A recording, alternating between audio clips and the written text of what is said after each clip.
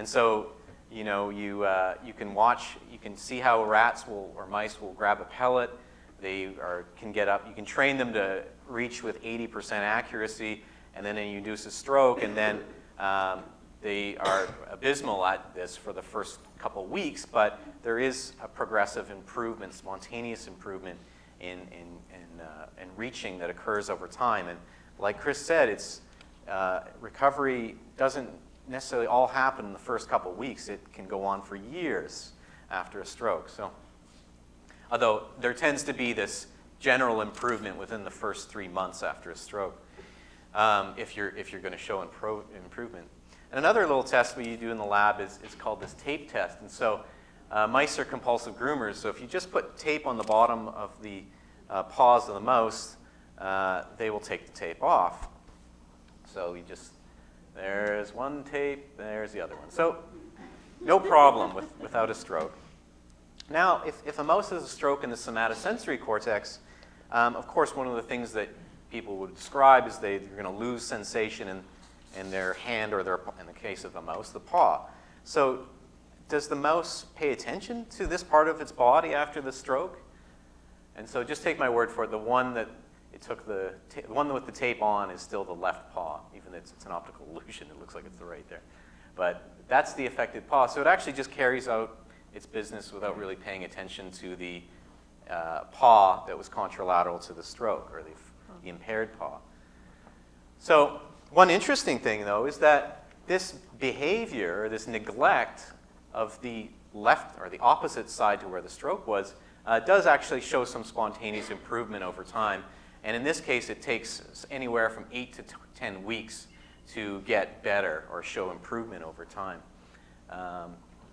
And so all these interesting spontaneous recovery of paw function makes us want to know what's going on in the brain that might support that recovery. So again, I mentioned we've looked at these little, where brain connections or brain cells talk to one another. And so we've imaged them in live mice, again, using these fluorescent mice. And you can see that these connections form over short periods of time. So even right now, there's going to be new connections forming in your brain. And mice are no different. As well, you can see brain connections that are lost over a short period of time. So in this case, you focus on this connection, and that one just retracts into the shaft and then disappears. And this happens all the time. One thing that we've developed in our lab is long-term imaging. So these are really dynamic events that occur over a couple hours, but what happens in the weeks after a stroke?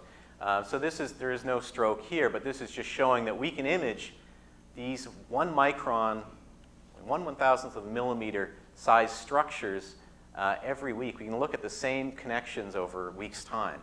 And so we've done this. If I show you a little video here, if you look, this is an animal, there's no stroke.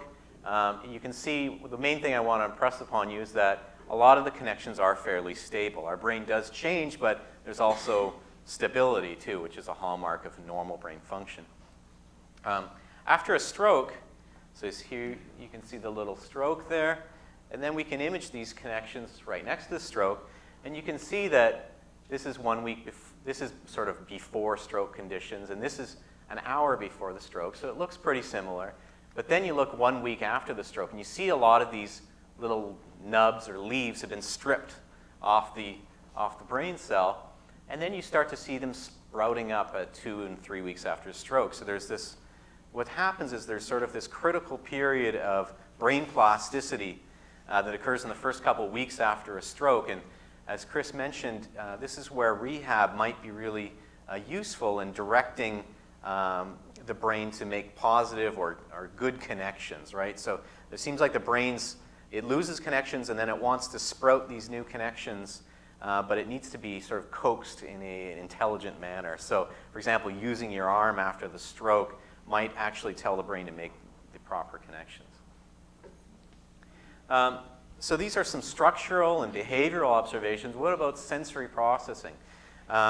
So another technique I'll get to in a minute. I'll just give you a little background on sensory processing.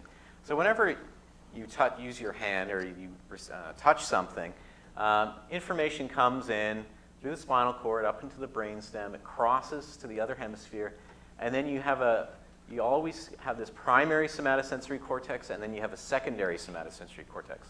So there's these two regions of your brain that generally process information from, for example, your hand on the opposite side of the body. So what happens to these sensory maps after a stroke? So before a stroke here, you'll see, this is just a normal mouse, you'll see a response that occurs around 0 milliseconds. So I'll just impress upon you, this is like real-time imaging of how your brain responds to touch. So we're talking milliseconds here, not seconds. So within just a couple milliseconds after touching, for example, your hand, your brain responds, and the primary and the secondary somatosensory cortex turn on. So I'll just show you the video here. And boom, there we go. There's your primary somatosensory cortex and your secondary somatosensory cortex. What happens 1 week after a stroke in the primary somatosensory cortex? Well, not a whole lot goes on near the stroke. There is still a secondary somatosensory cortex, but the main point I want to impress upon is that at least around the primary somatosensory cortex, there's no responses. So this correlates with the maximal deficits you'll see in paw use, right? Of course, if your brain's not really responding to touch, that's not a good thing. And in some instances, for example, this mouse showed some showed some recovery of paw use after a stroke, and we imaged his brain. And so this circle here is where the stroke is.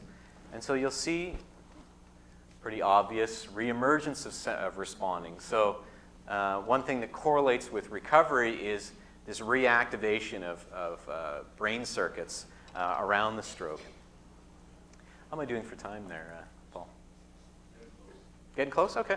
So last time I gave a Café Scientifique, I went on a little bit too long, so I'm going to be right on time. So how can we improve stroke recovery? So we've kind of taken this basic science knowledge here, and now we're going to, one of the things we're looking at in my laboratory, and it's based on some recently published work as well as some older studies that imaged the blood flow next to the stroke, so in these areas that survived the stroke for weeks afterwards. And one interesting finding is that, and it kind of surprised me, was that even, if you look 3 weeks, even 90 days after a stroke, blood flow is still reduced 40% below normal. So, and I'm guessing that there's probably a strong correlation between the amount of blood flow one has in these surviving regions and how much recovery occurs. Like the analogy of, you don't water your garden, plants aren't going to grow.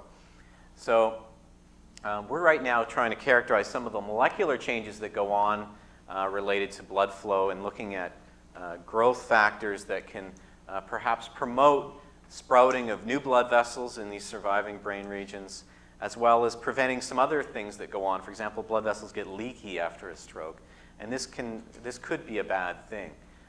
So we want to sort of promote sprouting of vessels, promote the integrity of blood vessels, as well as reduce, for example, plaques that can form around blood vessels that reduce blood flow. So that's one thing we're working on. And another thing that we're working on, and this is very early stages, is using little implantable nerve stimulators. So we can implant an electrical stimulator in the forepaw of a mouse.